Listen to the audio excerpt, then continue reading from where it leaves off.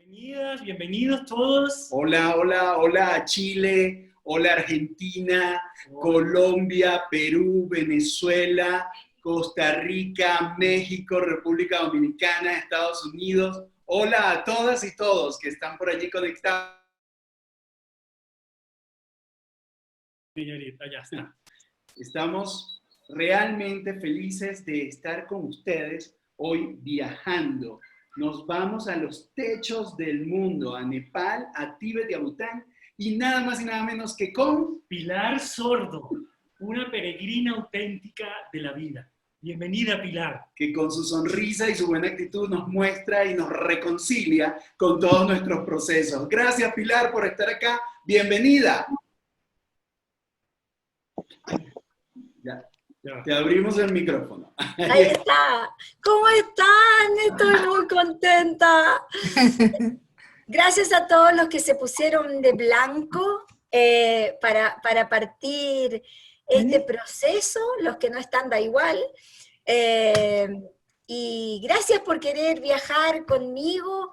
Vamos a ir acompañados de estos dos hombres que son muchísimo más sabios que yo y que nos van a permitir conocer. Yo tengo un cuaderno con un lápiz, voy a ir anotando los conceptos que ellos vayan diciendo, así que les sugiero también que tengan un lápiz y un papel para ir anotando todo lo que nos van a decir de Buda, de los templos y de todo lo que nos van a ir mostrando en unos videos hermosos que han ido preparando.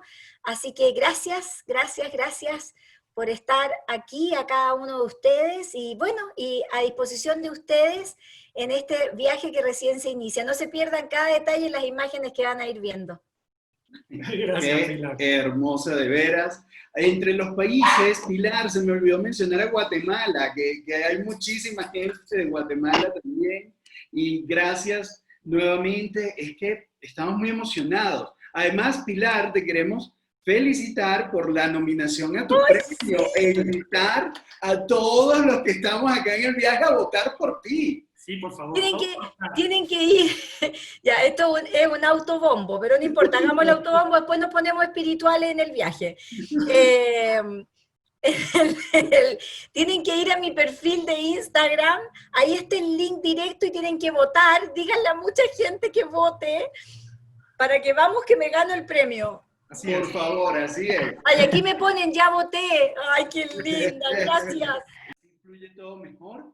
Entonces, para empezar, ¿qué les parece si hacemos una respiración todos? Para iluminar nuestra energía. Entonces, a todas las personas que estamos acá, les pedimos que se sienten o que se dispongan cómodamente, que tengan, como dicen en el budismo, una posición digna, una posición en donde estás cómodo, estás relajado y tu presencia está aquí.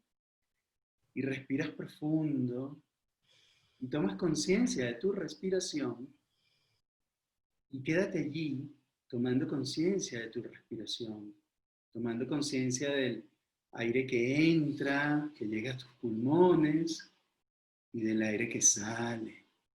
Que todo lo que ha pasado en el día se quede allí en el día. Que en este momento te dispongas a estar, a sentirte presente y a disfrutar lo que va a pasar acá. Y que todo lo que pase acá juntos responda al bien mayor para ti, para mí, para todos y para todo el mundo. Respira profundo, disponte a estar presente y disponte al bien mayor. Mantente respirando mientras suena el cuenco y entonamos todos una misma energía para estar en una misma frecuencia.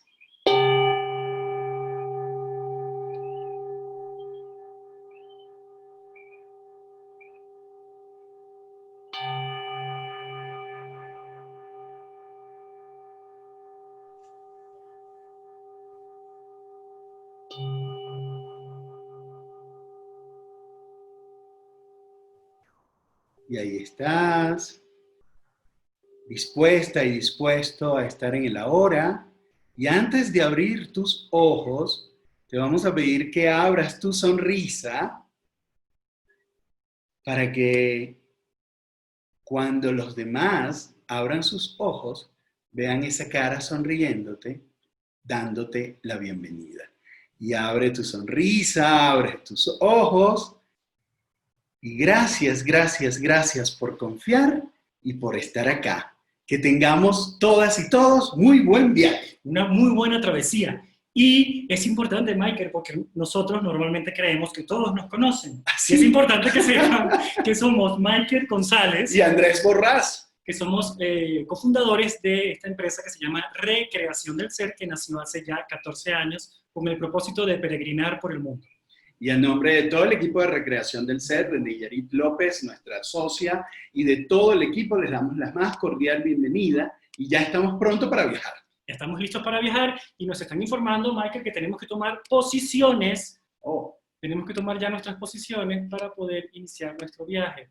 Así que en 3, 2, 1, estamos aquí. Aquí, fíjense, miren, si caen, tengan allí, abróchense los cinturones, no se preocupen que Andrés y yo tomamos un tutorial de 2 horas para aprender a volar el avión, no pasa nada. Ya ustedes saben en su casa dónde están los baños, dónde pueden tomar café, dónde pueden tomar agua, todo eso lo saben. Y dónde está la salida de emergencia, si pasa algo. ¿No? Así. Está muy buena la imagen del avión, a uno se le paran un poquito los pelos, es como, viste, la gente hace así, porque sí, da una sensación como extraña, si la virtualidad es más cercana de lo que parece y nos vamos a dar cuenta estos 3 días. Así es, entonces vamos a prepararnos, listos todos. Si cae la mascarilla, póngansela ustedes primero antes de ponérsela a otro, ¿eh? Por favor, eso es muy importante. Primero amor propio, después amor por los demás. Primero amor propio, después amor por los demás. La mascarilla se la pone uno primero y después se la pone al resto. Es uno de los mejores ejemplos de amor propio que yo he descubierto en la vida, lo de la mascarilla en el avión. Así que, vamos. Y en sus pantallas de sus asientos ahora pueden ver el mapa en nuestro recorrido.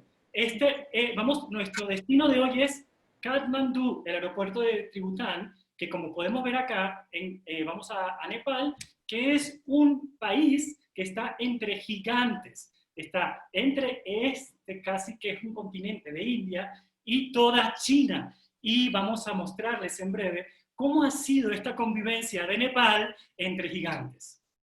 Así es, y seguimos volando para conocer un poco este país a donde vamos, que es Nepal. Vamos a compartirles pantalla para saber qué nos espera en el día de hoy. Si hay turbulencia, solo sonrían, que no pasa nada. Aquí estamos. Nepal, cuyo nombre oficial es República Federal Democrática de Nepal, es un país de solo 147.181 kilómetros cuadrados, sin salida al mar, que está ubicado en Asia Meridional. Geográficamente se encuentra ubicado en los Himalayas, rodeado en el norte por la República Popular China y en el sur por la India. Entonces conoce muy bien lo que es ser el pequeño entre gigantes. Aún así, se ha mantenido independiente, buscando constantemente balancear las demandas de sus vecinos con sus propias necesidades.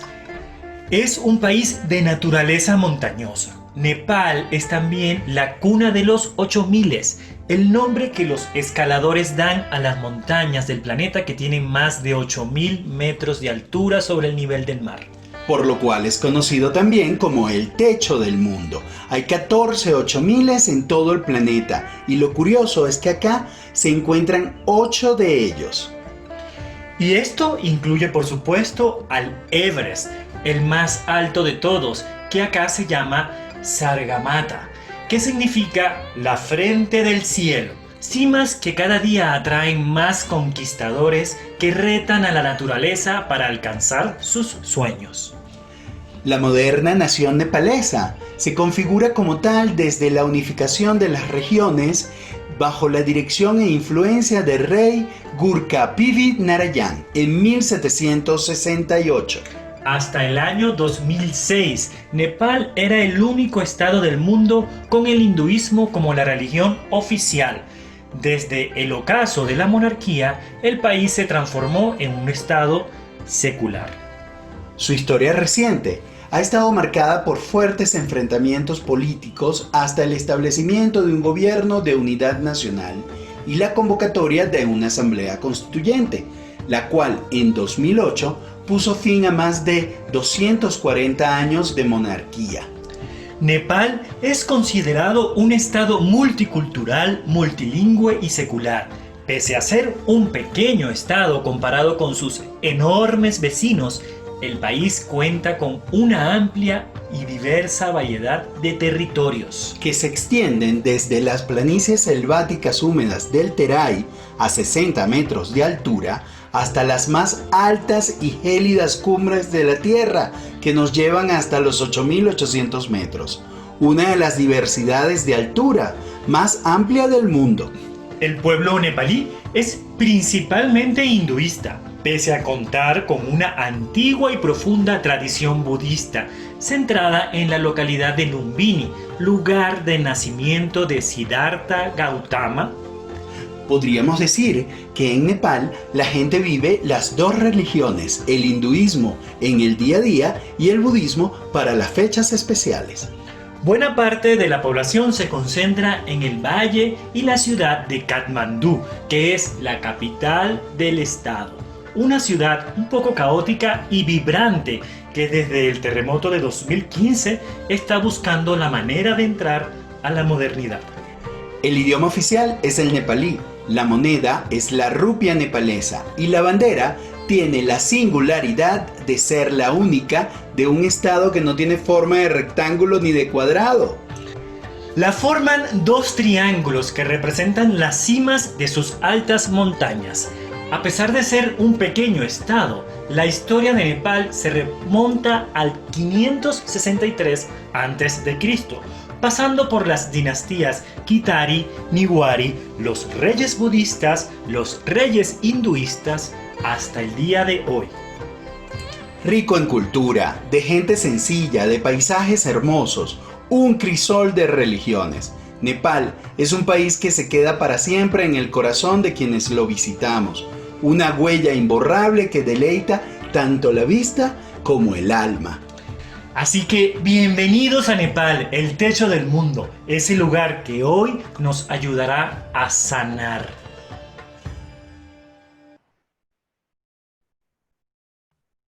Bienvenidas a Nepal. 8 cimas que superan los 8.000 nos esperan acá. ¿Qué les pareció el país? ¿Qué te pareció, Pilar? Había muchas cosas que no sabía, otras sí, pero muchas cosas no sabía. Que el Everest tenía otro nombre, por ejemplo.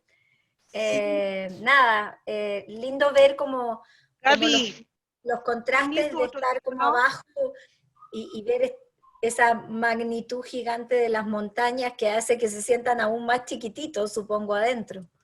Así es, y precisamente esa magnitud de montañas es lo que le ha permitido convivir con estos dos grandes países, porque si no ya hubiesen entrado y lo hubiesen invadido, que es lo que ha pasado un poco alrededor, y gracias a estar protegido por los Himalayas es que se ha mantenido allí. El Everest tiene dos nombres, ya lo vamos a ver más adelante, uno en Nepal, que es la frente del cielo, y otro es Komolanga Phom, que es la reina del cielo, que es el nombre tibetano. Y el nombre de Everest se puso gracias a George Everest, que nunca estuvo en el Everest, pero fue el que patrocinó, el que inició la expedición para hacer cartografía en el lugar. Y es cuando contactan con el Everest. Pero Everest nunca estuvo en el Everest. ¿Y hace cuánto fue eso, Michael? Hace en 1850, 62 por allí. Esa era pregunta de examen. Pero lo que queríamos refrescar con esto, más que exactamente la fecha, es que el nombre de Everest es muy reciente, es muchísimo más antiguo los nombres que utilizan tanto en Nepal como en Tíbet para referirse a la energía de la montaña. Así es. ¿Cómo conviven el hinduismo con el budismo? Ustedes decían ahí que el hinduismo es para todos los días y que el budismo es para ocasiones especiales. Es así, es como la cotidianidad. Sobre todo porque Nepal, desde mucho tiempo estaba muy vinculado con Tíbet. Como es frontera con Tíbet, mucho de lo que ha ido sucediendo en Tíbet ha estado influenciado.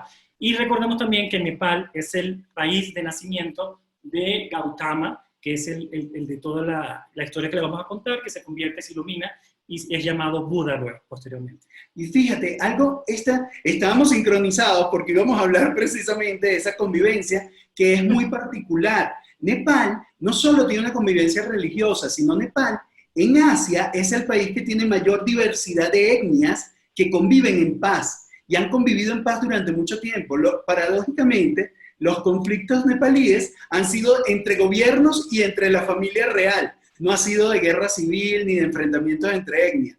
Ha sido un tema netamente político. Por ejemplo, la convivencia entre hinduismo y budismo se ve claro en la diosa Kumari. La diosa Kumari es una niña que se elige de una familia budista y que además es la encarnación de una diosa hinduista, la diosa Durga. Y los días de adoración a la Kumari, todos, tanto hinduistas como budistas, van y acompañan a la diosa Kumari, que es una diosa, que es una niña que es diosa hasta que tiene su menarquia o sangra. Hay todo un tema incluso de derechos humanos y de derechos de las niñas que se está discutiendo en la ONU con respecto a esta práctica, porque la niña sí está confinada en un palacio y es muy cuidada y tiene una vida que gracias a Dios en los últimos tiempos se ha abierto y puede ir a la escuela, puede jugar con otros niños, ha cambiado. Pero la estructura patriarcal ahí igual es muy re fuerte, ¿no? Sí, muy fuerte. Pero es un privilegio para las familias que su hija sea elegida Kumari. De hecho, hay muchísimas personas que se postulan y hay una cantidad de requisitos para elegir a esa próxima diosa Kumari, que es como la elegida, la nueva diosa. Claro, porque además encarna a la diosa Durga. Hay 3 Kumaris en 3 de las ciudades que vamos a visitar, que son Bagnapur, Patang y Katmandú, que eran reinos separados y que ahora son parte de un mismo país. Pero esto sí es característico de Nepal y lo vamos a ver muy poco en otros lados, que es esa vivencia de yo practico el hinduismo en el día a día, pero las fechas de celebración de aniversario de Buda, las fechas de Wesak, las fechas de... Y todas las fechas auspiciosas, sí, porque también eso ayuda, porque todos quieren siempre beneficiar al Dios, hacer sus rituales de prosperidad o de agrado, y es un poco también donde se mezclan el hinduismo y el budismo. ¿Nos pueden enseñar algunas diferencias? ¿Nos pueden enseñar algunas diferencias entre el hinduismo y el budismo para entender? ¿O eso lo vamos a ver después? Yo de nuevo me estoy adelantando. Y lo vamos a ir viendo. Entonces, chao, ya, olvídalo. Ya. Aun cuando en Nepal es donde se ve un poco más... Soy ansiosa, tengo problemas psicológicos.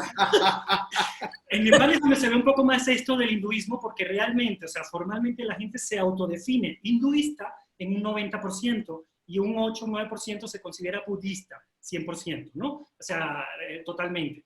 Entonces, en Nepal es donde podemos ver un poco más del hinduismo presente. El hinduismo es muchísimo más antiguo que la práctica budista.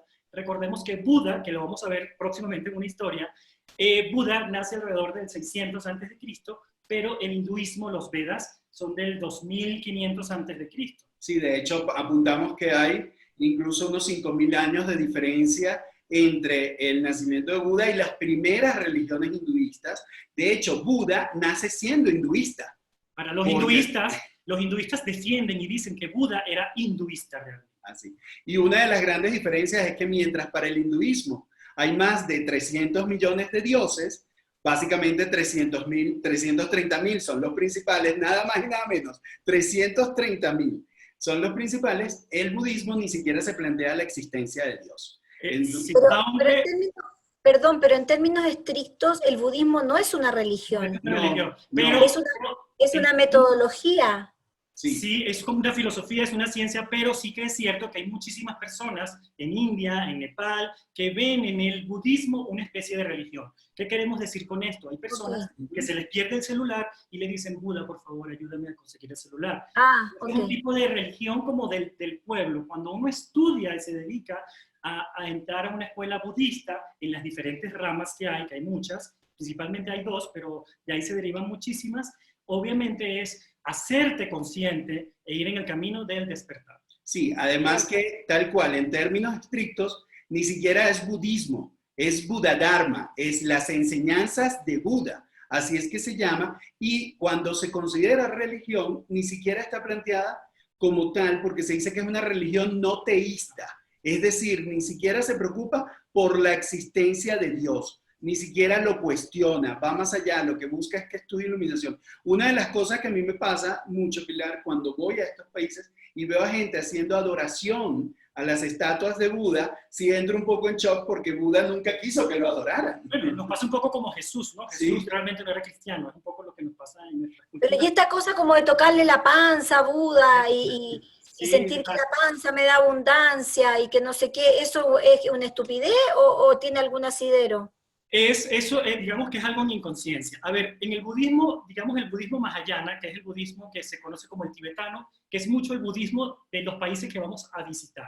En el Himalaya, por lo general en la zona de Tíbet, en la zona de Nepal y en la zona de Bután, donde vamos a recorrer, se practica el budismo mahayana. ¿Qué quiere decir esto? Se conoce como el gran vehículo. Y lo que ellos buscan es que todos los seres sintientes del planeta se iluminen, que cese el sufrimiento. Esa es como la diferencia básica, porque Buda, el budismo inicialmente buscaba la iluminación propia, pero el budismo de esta zona, el tibetano, o el que se practica en Bután, procura que cese el sufrimiento de todos los seres sintientes y vivientes del planeta, no solamente los seres humanos, sino todos. Árboles, animales, el mundo entero, todo lo que implica sentir. Y si vemos más profundo, ¿qué vamos a conseguir? Que el budismo o la enseñanza de Buda tomó uno de los aspectos del hinduismo, que es el desapego, que es el cese del sufrimiento, que es la compasión, la impermanencia, y lo desarrolló en una práctica, en un camino para llegar a la mente despierta. Y hoy, cuando vayamos a la estupa, vamos a comprender un poco más de lo que implica esa mente despierta. Que es Ya, lo que espérate, repíteme una cosa. El hinduismo tiene que ver con la liberación del apego, ¿sí? Con el tema del sufrimiento, y mencionaste una tercera cosa más. Con la compasión y la impermanencia. que eso lo retoma Buda. Lo que estamos Sí. diciendo un poco es que Buda, en su búsqueda, cuando él llega a este camino del medio, que él logra encontrar este camino un poco por lo que ya existía, que ciertamente ya existía un poco, que era estos santones, que muchos de estos santones siguen un poco la corriente del dios Shiva, el gran destructor, que siguen mucho los yogis, el gran yogi de India es Shiva. Él sigue un poco alguna de las prácticas de Shiva y hace una increíble sistematización de cómo podemos cesar el sufrimiento. Él desarrolla, lo primero que desarrolla son las 4 nobles verdades, y a partir de esas 4 nobles verdades, que para Buda decía, una verdad es algo permanente, permanece, independientemente de lo que suceda. Como lo más ¿Cuáles son las 4 verdades? Eso lo vamos a mirar ahorita en el video. Lo que pasa es que estamos corriendo, estamos haciendo spoiler. Hay muchas cosas que vamos a ir viendo poco a poco. Nos preguntan, ¿estos collares que tenemos son budistas? Sí, vienen de Nepal precisamente. Son malas que se usan para hacer el kora, para ir diciendo el mantra Om Mani Padme Hum. Un kora es un peregrinaje circular. En un lugar equivale como al rosario, ¿no? Equivale. Y todas las religiones lo tienen también. El Islam tiene una especie de rosario para recordar. Sí, claro. Sí. Es un poco de esto. Pero entonces vamos a ir avanzando para conocer, para ir viendo cómo se abre la dinámica. A quienes nos están viendo, la dinámica es vamos a ir hablando. Si ustedes tienen alguna pregunta, la pueden hacer por el chat. Ahora vamos a conocer un poco más de Katmandú, que es la ciudad que nos da la bienvenida. Luego vamos a conocer la estupa. Allí vamos a profundizar también un poco más en el budismo y también en la historia de Buda. Y, ¿qué te parece, Michael? Si vamos iniciando las visitas de Se quedaron Katmandú. congelados. Nos quedamos congelados. Vamos a iniciar un poco las visitas de Katmandú. Ahora ya nos movemos. Sí, perfecto. Se están escuchando bien. Okay. Es la emoción, nos congela. Así es. No, sí, es que son las turbulencias del avión. Sí, es que no siempre se escucha bien cuando uno vuela. Esperemos que todos tengan su visa para poder entrar. Yo creo que sí, todos recibieron su visa, ¿verdad? Sí, mira. Sí, para Bután es carísimo entrar, ya lo vamos a ver. Ahí tenemos que pagar otro peaje adicional. No, terrible lo caro que es entrar a ese país. Sí. Pero vamos a ver que todos tienen incluida su visa. Vamos a entonces hablar un poco de ahora sí, nuestro recorrido del día de hoy. que vamos a ver acá. Ya estamos en Nepal, luego vamos a ir a visitar esta estupa que nos comentaba Michael. Vamos a hacer el Kora sagrado, que es ese giro sagrado de peregrinación alrededor de esta estupa. Perdón, la palabra estupa, ¿qué significa? Esa estupa es una estructura sagrada que representa el cuerpo y la mente de Buda. Ahí, cuando estamos en presencia de una estupa, estamos frente a una geometría sagrada, una edificación que no solamente es un edificio, cada una de las partes tiene un simbolismo particular y tiende a contener reliquias de Buda, bien sea de Siddhartha Gautama o bien sea de un maestro que haya alcanzado la mente de Buda. Torre de refugio, se podría decir. Torre de refugio del cuerpo y de la mente de Buda. Dentro de cada estupa, como decía Andrés, se tienen elementos que pertenecían a Buda o a algún Buda o alguna persona que se iluminó. Y bueno, ya teniendo un poco claro que vamos a terminar el día de hoy en un sobrevuelo de más el Everest. Vamos a sobrevolar los Himalayas y ahí vamos a tener una conexión especial. Pero antes, les queremos compartir un poco de esta ciudad, aprovechando de que como estamos en estos tiempos de que hay poco tráfico, vamos a poder visitar muchísimos más lugares de lo que podemos visitar normalmente. Andrés, ¿y le vamos a dar tiempo para comprar? Por favor, Michael, vamos a ver. No digamos eso, por favor. Que se nos pierde el grupo. Que se nos acabó el Zoom. Okay. Aquí les dejamos entonces con algunas imágenes de lo que es esta ciudad maravillosa de Katmandú. En los techos del mundo, custodiada por las montañas más altas del planeta, encontramos a Katmandú, la capital del cielo. Una ciudad rica en historia, cultura y tradición, que se ha convertido en un extenso centro urbano con 2,5 millones de habitantes. Katmandú es el epicentro de la vida social, económica y política de Nepal. Es laberíntica, vibrante, caótica y sobre todo especial.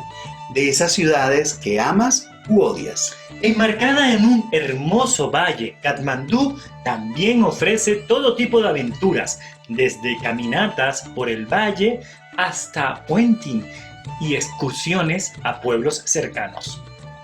Pasear por la montaña, visitar sus museos, las tiendas o sencillamente callejear por esta metrópoli es memorable.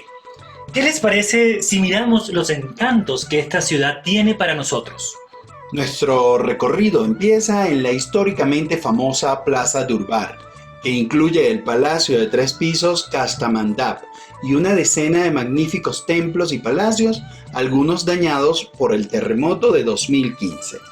Se encuentra frente al Palacio Hanumandoka, que fue sede de la familia real nepalí hasta el siglo XIX y también fue el escenario de las coronaciones de los reyes de Nepal. Al sur de la plaza se encuentra una de las atracciones más extrañas de todo el país, el Kumari Chowk, un hermoso edificio que alberga a la Rakumari, una joven que está considerada la encarnación viva de la diosa hindú Durga. La plaza en realidad es un conjunto de templos distribuidos frente al Palacio Real. En este complejo lo más destacado es el acabado de los edificios por artesanos Niwar.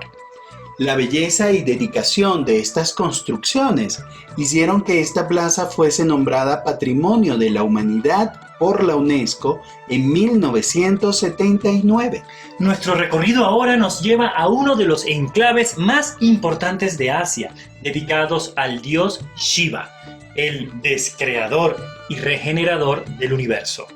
El templo de Pashupatinath, datado en torno al año 500 de nuestra era, se trata del complejo de templos más extenso de Nepal, repartido entre ambas orillas del río Bagmati. El templo principal está construido al estilo pagoda e incluye un techo dorado de plata y tallas de madera intrincadas. Como dato curioso, le podemos decir que las pagodas es un estilo arquitectónico originario de Nepal. Este templo de Shiva se mantiene en funcionamiento, por lo que puedes apreciar en él los fascinantes rituales cotidianos de los monjes e incluso impactantes ceremonias funerarias. Y nos corresponde ahora prepararnos para subir 500 escalones, así apreciaremos el templo de Swayambunat, que se encuentra en la cima de una colina al oeste de Katmandú. Es el templo budista más antiguo de Nepal y uno de los más sagrados. La leyenda dice que apareció espontáneamente cuando el valle emergió de un lago hace 2000 años. El complejo incluye muchos santuarios, estatuas y ruedas de oración. Cada día, miles de personas acuden acá para ser parte de las ceremonias religiosas en medio de habitantes autóctonos bastante peculiares, los monos. A los pies de la colina encontramos el llamado Parque de los Tres Budas, donde se encuentra la mayor de las estatuas de Buda que se pueden ver en Nepal. Y vamos un poco a las afueras de Katmandú, para ir al vecino pueblo de Patán, muy vinculado a la capital debido a su cercanía, a escasos 6 kilómetros. Patán es una de las ciudades budistas más antiguas que existen en el mundo. Se le conoce como la ciudad de los tejados de oro, gracias a su especial templo dorado. Encontramos acá otra Plaza Durbar, el punto más concurrido de la ciudad, donde es posible contemplar los principales monumentos de esta pequeña urbe que se agolpan alrededor de esta explanada. El Palacio Real de Patán es el más antiguo de todo Nepal. En el interior del complejo encontramos 3 patios interiores o chouks, cada uno de ellos con su propio encanto y su atractivo. En uno de ellos, el Sundari Chouk, destaca el baño real. Se trata de una fuente de piedra que está excavada en el suelo y hacía las veces de bañera para los monarcas. La fontana cuenta con una rica decoración tallada en piedra. Prueba de ello son las nagas, serpientes mitológicas de la mitología hindú que rodean esta pequeña piscina real. Otro interesante lugar de Patán es el templo de Mahabuddha, también llamado de los 1000 Budas. Su sobrenombre se debe a que en cada uno de los ladrillos con lo que está construida esta chikara, una torre de ladrillos, hay una imagen de Buda. Les retamos a encontrar todas las formas inimaginables de Buda que están acá. Patán actualmente es un refugio tibetano en donde el arte budista florece y alcanza su esplendor. La tercera ciudad que conforma el valle de Katmandú y que también es parte del patrimonio de la humanidad es Bhaktapur. En sus calles parece que se ha detenido el tiempo. El centro de Bhaktapur es una auténtica joya. Ese casco histórico lo conforma el triángulo que dibujan los 3 templos dedicados a Ganesha, el protector de la ciudad. En estas calles, los lugareños, principalmente de la etnia Newari, siguen luciendo en su día a día los trajes regionales que vestían sus abuelos. Destaca su palacio de las 55 ventanas, así como la puerta dorada, que está bellamente decorada con motivos tradicionales. Y la puerta de los leones, custodiadas por estos 2 fieros animales desde hace siglos. Su templo Vatsala nos deleita con su exquisita construcción de piedra, que es sin duda una maravilla de la arquitectura nepalí. Para terminar de enamorarnos de esta ciudad, encontramos el templo de Nyatapola, con su espectacular pagoda de 5 pisos que reina sobre la plaza. Antes de despedirnos del valle, hay que volver a Katmandú para apreciar la belleza del Jardín de los Sueños, construido en 1920 y consiste en un jardín de estilo neoclásico con 3 pabellones donde sientes que la paz es posible incluso en esta bulliciosa urbe.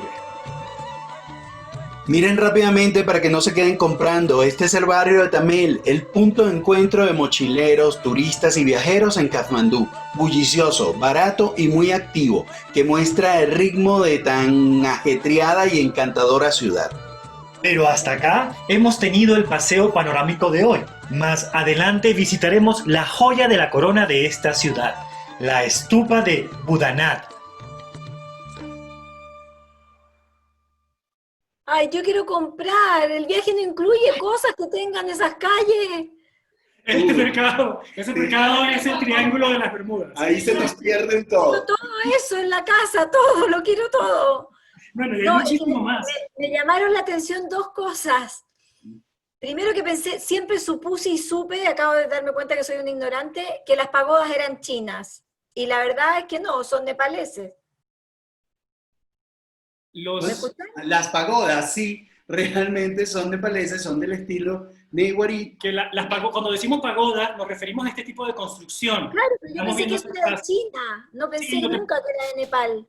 Era de A eso- Nepal y más o menos se creó alrededor del año 600 después de Cristo y de allí se llevó a China y China, como todo lo hace muy bien, lo masificó, pero bueno. Y lo otro De allí se popularizó como chino, pero realmente que me llama la atención es que los templos son muy parecidos a las mezquitas musulmanas.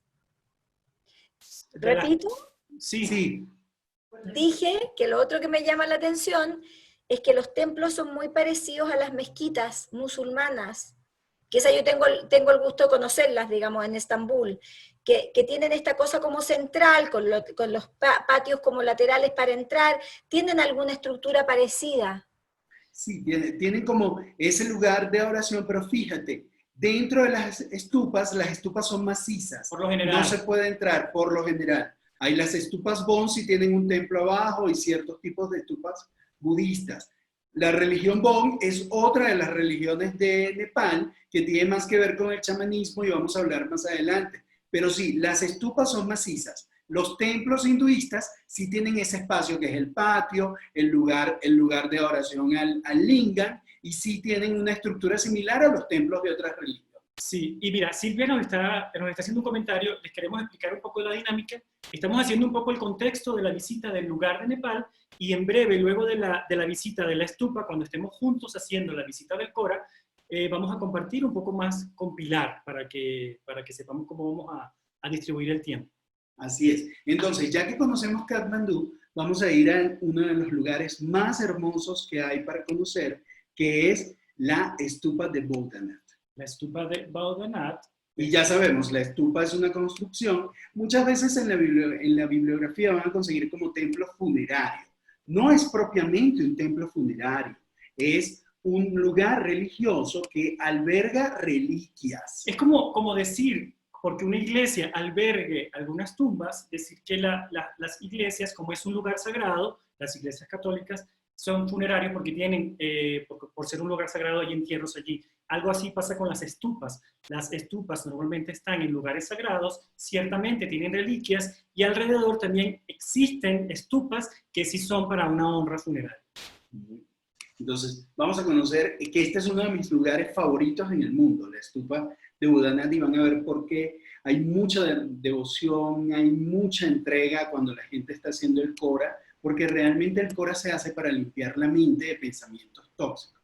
Pero antes de conocer la estupa, me adelanté. ¿Qué tenemos antes, Andrés? Antes, a ver, tenemos dos cosas. Tenemos la estupa, pero sería muy lindo si antes de conectar con la estupa conocemos un poco de Buda para ir armando todo este rompecabezas budista y de energía sagrada para continuar. Aquí les dejamos, igual les vamos a dejar al final, por si quieren tomar una foto, y les va a llegar también a sus dispositivos, cuando terminemos este video, el resumen de las 4 nobles verdades. Conociendo a Buda, los primeros pasos. Una noche, la reina Mayadevi soñó que un elefante blanco descendía del cielo y entraba en su seno, señal de que acababa de concebir a un ser muy especial. Meses más tarde, una luna llena de mayo en el 624 a.C., la reina dio a luz. En lugar de sentir dolor, tuvo una maravillosa experiencia en donde fue asistida por los dioses, quienes reverenciaron al recién nacido. Cuando su esposo, el rey Suddhodana, vio al niño, se llenó de alegría y sintió como si todos sus deseos se hubieran cumplido. Le puso el nombre de Siddhartha y pidió a un brahmin que predijera el futuro del príncipe. Al verle, el adivino exclamó: «Este niño será un rey Chakravartin, un monarca que gobierna el mundo entero o un ser iluminado. Hay señales que así lo indican». Puesto que la era de los reyes Chakravartines ha pasado, se convertirá en un ser despierto, en un Buda, y su beneficiosa influencia, al igual que los rayos del sol, iluminará a 1.000 millones de mundos. Esa noche, en la ciudad real de Lumbini, en ese entonces India, que hoy es Nepal, todo era celebración y regocijo. Su padre, el rey Suddhodana, no quería que su hijo fuese un guía espiritual, así que confirió al príncipe una educación envidiable, mientras vivía encerrado en el lujo de la vida del palacio, en donde se le protegía de cualquier contacto con el mundo exterior. Se casó joven con la princesa Yasodhara y tuvo un primogénito llamado Rahula. Siddhartha estudió la naturaleza de la enfermedad, la senectud, el dolor y la muerte, pero al no conocer dolor alguno, enfermedad o haber visto la muerte, no tenía idea práctica de estos conceptos. Su curiosidad lo llevó a salir del palacio, a explorar el mundo real. Nos cuentan que una mañana soleada, Siddhartha ordenó a su auriga que preparase los caballos para dar un paseo. Este, asombrado, se negó varias veces para no contrariar al rey. Con firmeza, Siddhartha le exigió salir y que él afrontaría las consecuencias ante el rey. Condujeron alrededor del pueblo y Siddhartha vio que la vida transcurría de la manera esperada hasta que su atención fue atrapada por la escena de un anciano. Con determinación, miró el desgaste producido por el tiempo y el esfuerzo. Se conmovió y comprendió que la juventud sirve de poco frente a la fragilidad futura.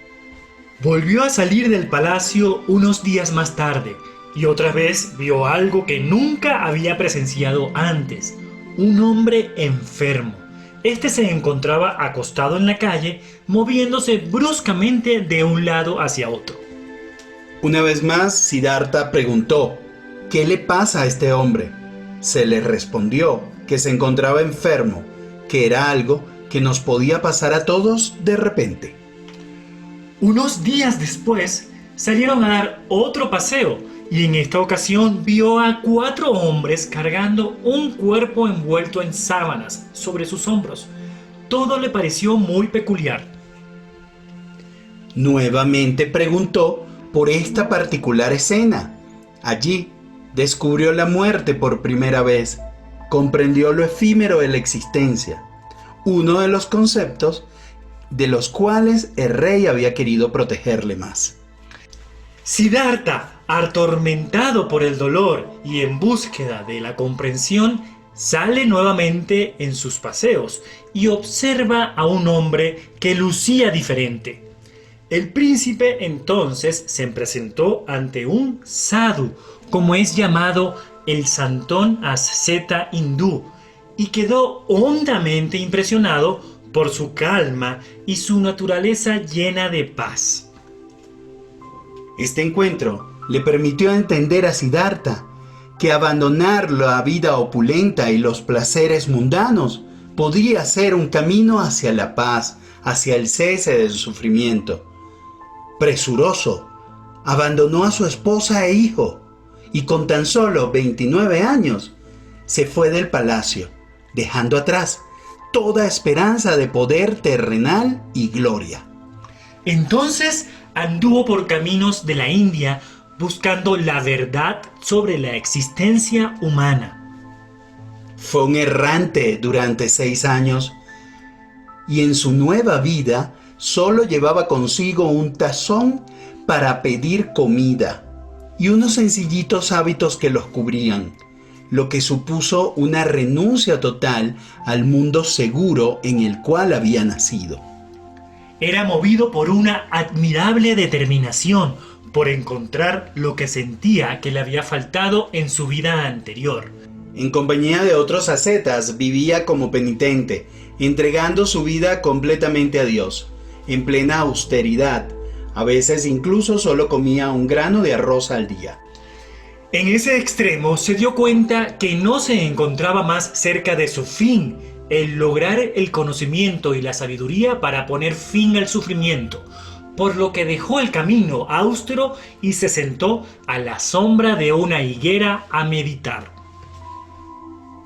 Entonces manifestó: que mi piel se quede seca, mis manos se entumezcan y mis huesos se descompongan.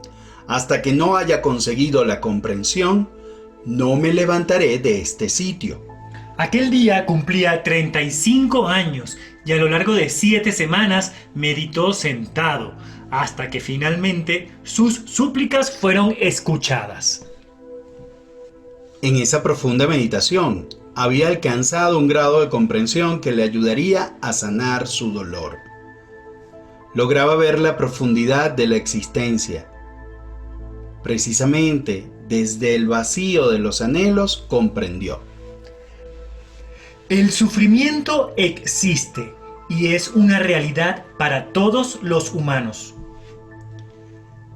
El origen del sufrimiento es el deseo, específicamente la porción de deseo que llamamos apego.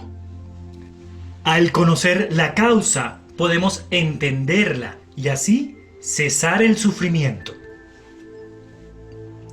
Y existe un sendero para conseguir la extinción del sufrimiento, sendero al que llamó el óctuple camino. Ese camino puede llevarte al nirvana, en donde despertarás y serás un Buda, pues este término alude a mirar la realidad que existe desde el despertar más allá del sufrimiento.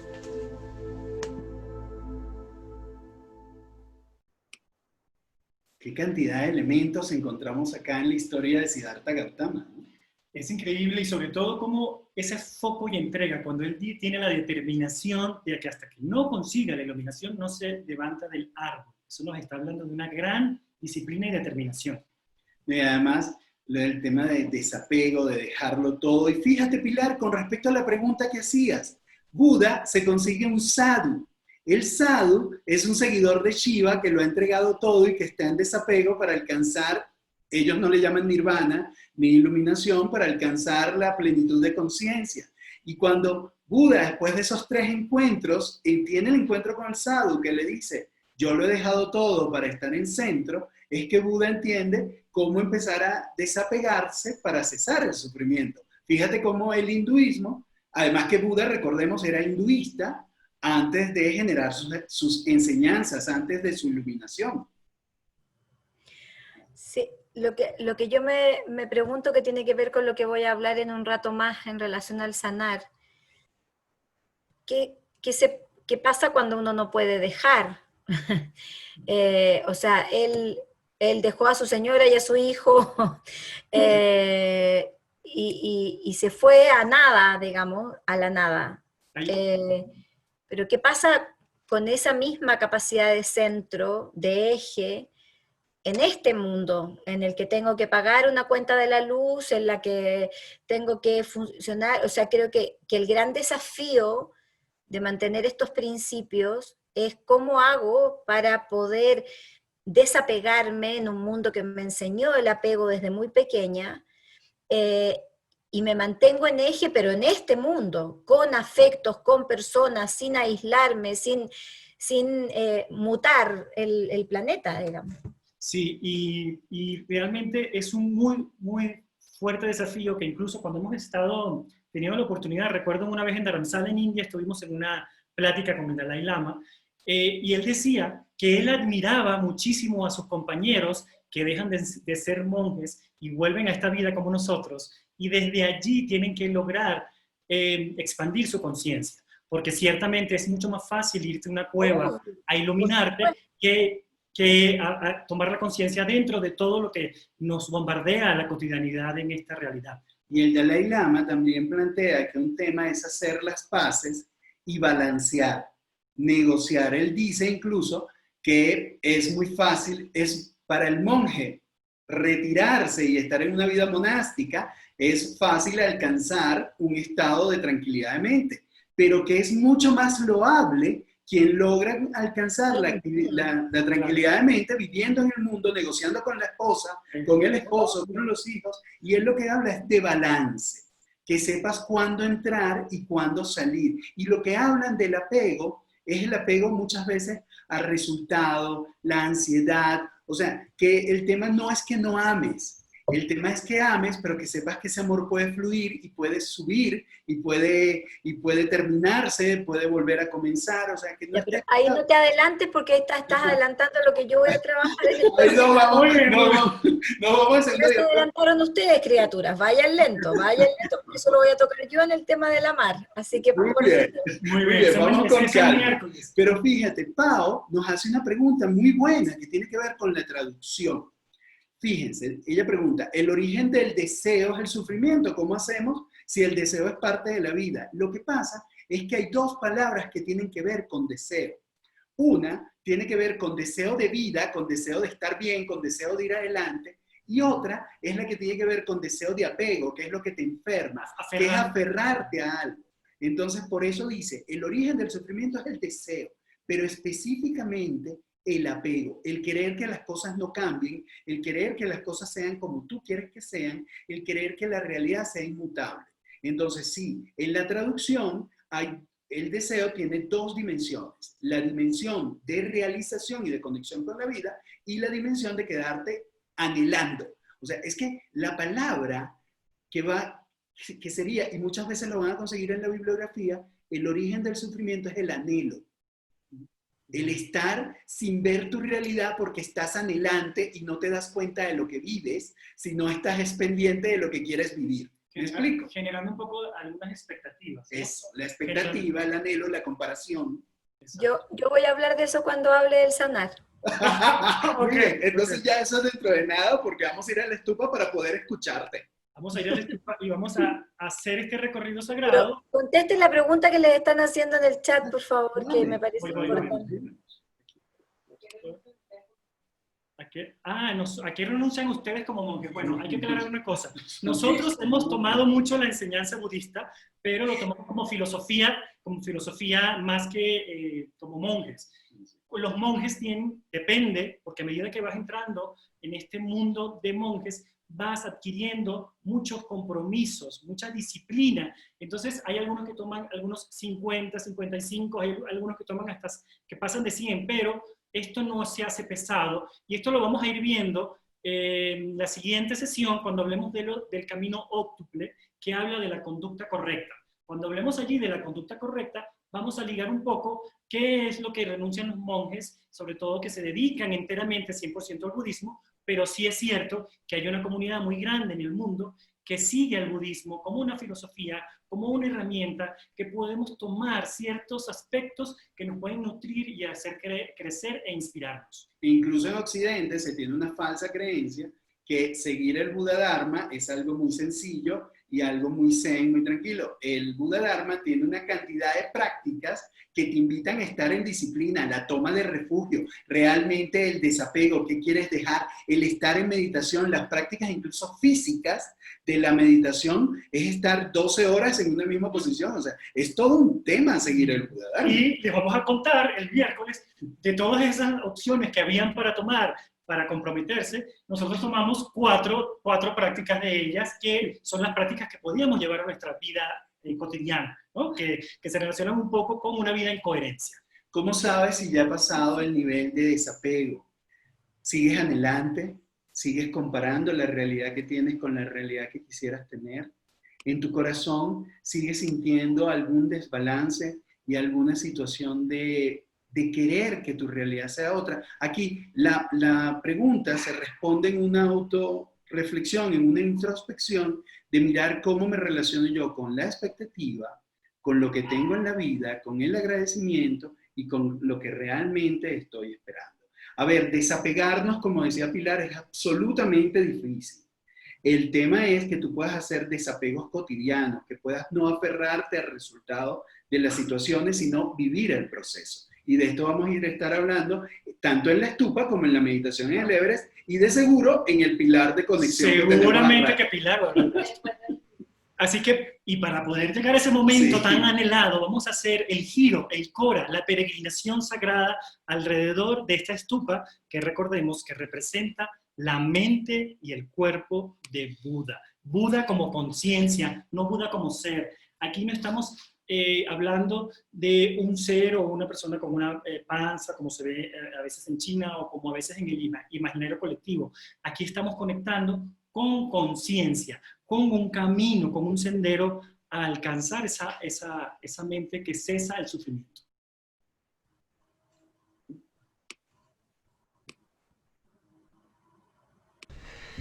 En el barrio de Buda, acá en Katmandú, nos recibe una verdadera joya, la estupa budista de Bodhanath.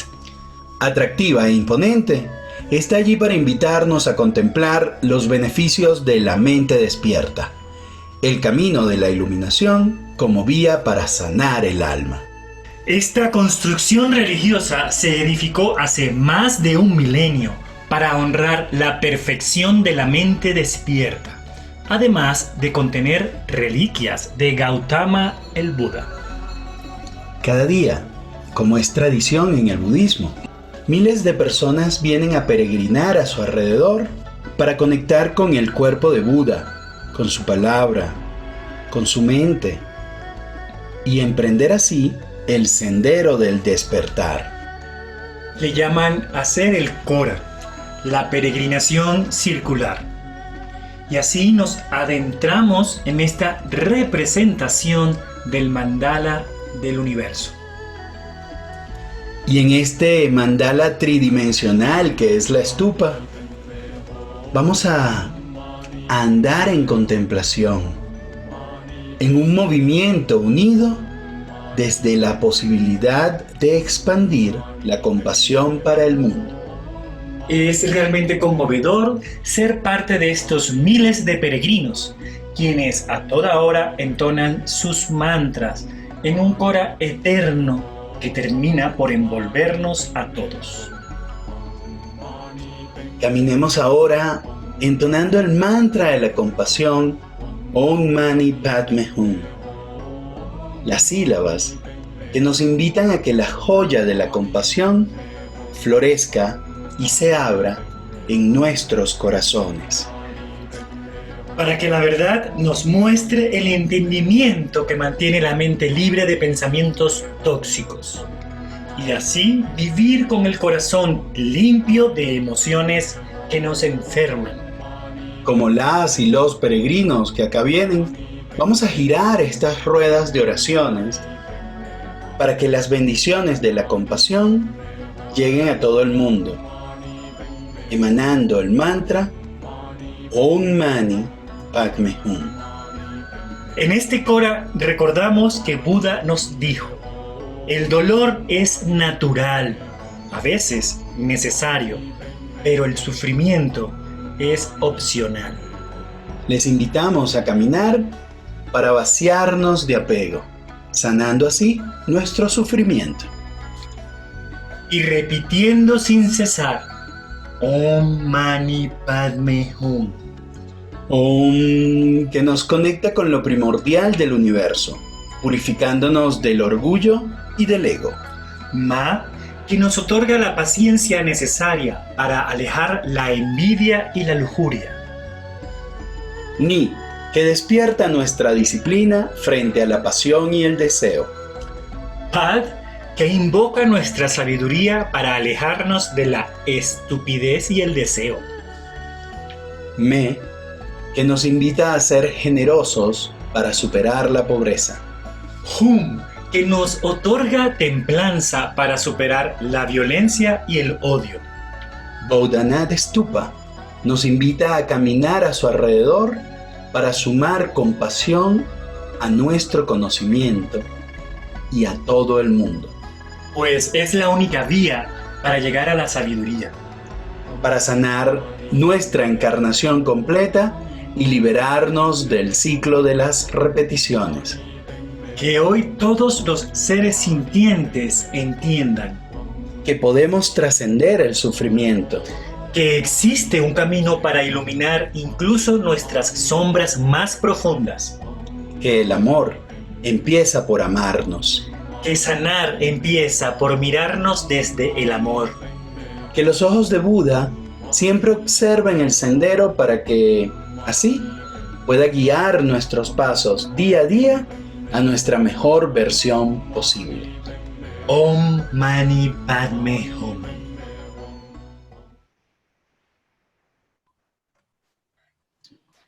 Om Mani Padme Hum. Om Mani Padme Hum. Bueno, Pilar, ahora... Mani Padme Hum. Así es. Y es todo tuya la pantalla, Pilar. Gracias. A ustedes. Bueno, en esta experiencia de hacer el circuito circular, apareció algo que yo había preparado para hoy y que tiene que ver con las bases del sanar. Evidentemente yo les voy a hablar del sanar desde lo psicológico, pero voy a intentar, porque además está dentro de mi interior, el incluir elementos espirituales dentro de ese proceso de sanación. Para poder sanar, primero hay que descubrir qué es lo que hay que sanar, si es que hubiera algo que sanar. Y eso implica procesos de reflexión. Y la reflexión es esto, es flectarme hacia mí. Implica reflectarme hacia mí y virarme y solo verme, donde en esta reflexión que yo hago, naturalmente mi vista, si ustedes hacen el ejercicio de reflectar ahora, se van a dar cuenta que su vista va a quedar en el corazón. No queda en la cabeza, no queda en ningún lado, queda acá, en este centro. Hacia ahí yo puedo reflectar, a lo más mi cabeza, si soy muy flexible, podrá llegar a la boca del estómago, pero en general va a llegar al corazón. Por lo tanto, lo primero para entrar en este proceso que partimos hoy y termina el viernes, es reflectarnos y podernos mirar, pero con una característica muy central, que es sin juicio. Cuando uno se mira con juicio, no se mira, se evalúa. Y aquí tenemos que evitar las evaluaciones. Tenemos que ser capaces de podernos mirar, reflectar, pero amorosamente, para observar qué hay, que es la primera parada de este camino. ¿Qué es lo que hay? ¿Qué hay de positivo en mí? ¿Qué hay de negativo en mí? ¿Qué luces puedo presentarme? ¿O qué sombras me puedo encontrar? Una vez que yo he hecho este proceso de mirar qué es lo que hay, paso al segundo proceso, que es aceptar eso que acabo de ver. Y a mí hay una definición de aceptación que me gusta mucho, y que tiene que ver con que aceptar es perder la urgencia de querer que las cosas sean como yo quiero que sean. Implica perder la ansiedad por el cambio, por el resultado, por la evaluación, por el aplauso, por el mérito, y tener la capacidad solo de aceptar, que no implica ni siquiera estar de acuerdo con lo que acepto, mucho menos va a implicar resignarse, porque la aceptación siempre es activa, donde yo me puedo mirar en ese proceso y observar y darme cuenta que hay cosas luminosas que yo tengo que potenciar, hay cosas oscuras que tengo que dividir en dos, las que puedo modificar y las que no puedo modificar. Las que no puedo modificar vuelven a caer al juego de la aceptación. Las que puedo modificar se cambian o se modifican de acuerdo a una planificación que tiene una fórmula, que es que sueño más voluntad es igual a logro. Y esa fórmula implica necesariamente que para sanar, las metas tienen que ser muy cortas. Por eso que las metas de Año Nuevo no sirven.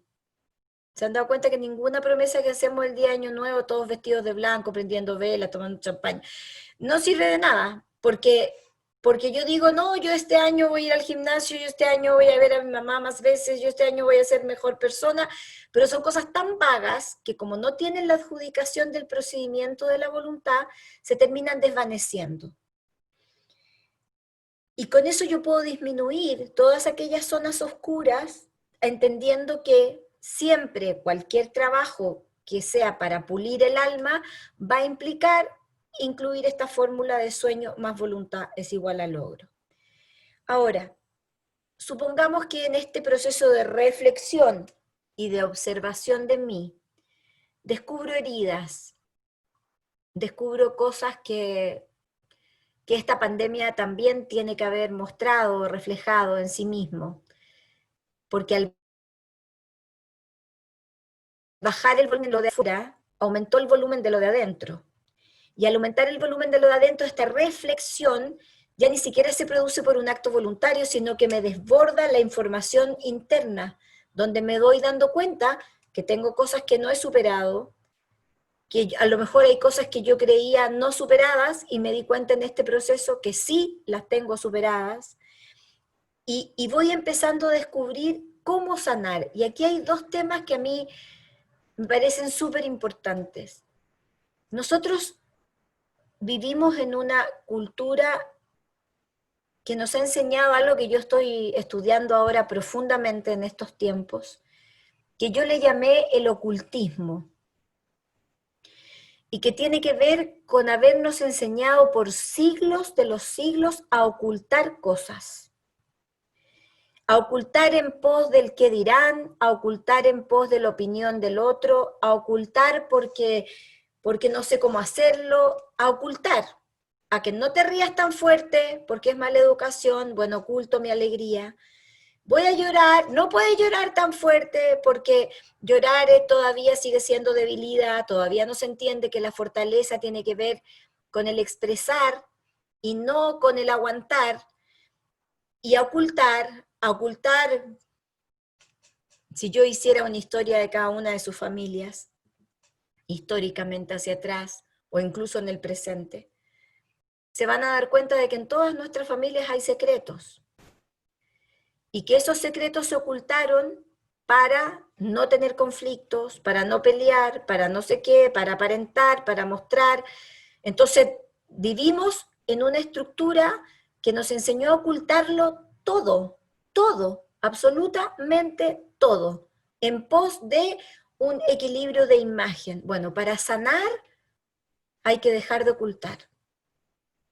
Para sanar el proceso de verme al espejo con honestidad descarnada, pero con mucho amor, donde yo me miro y me descubro en eso que intento ocultar, es el primer paso para sanar. No se puede sanar sin hablar, no se puede sanar sin decir, sin contar, sin escribir, sin lo que sea. Es necesario comunicar para poder sanar. Y para eso cada uno sabrá qué cosas son las que ha estado ocultando. El otro día, trabajando justamente en un encuentro con gente de distintos países de América Latina, habían por lo menos 4 familias en este grupo, que éramos, no sé, 300 personas,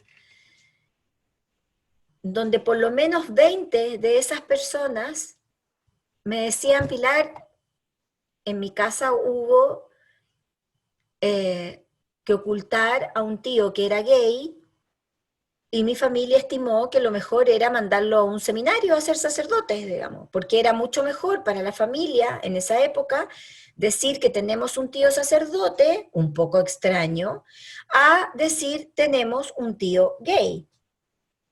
Si a eso llevamos a los latifundistas típicos del mundo hispano, donde se tenían las adolescentes embarazadas, las llevaban a los fundos o a las haciendas a tener los bebés, ese bebé era pasado por el abuelo, o sea, el abuelo era el padre y el abuelo de ese mismo niño, y esa chica seguía su proceso de adolescencia en forma normal, sin considerar los abortos y cuánta cosa se ha ocultado.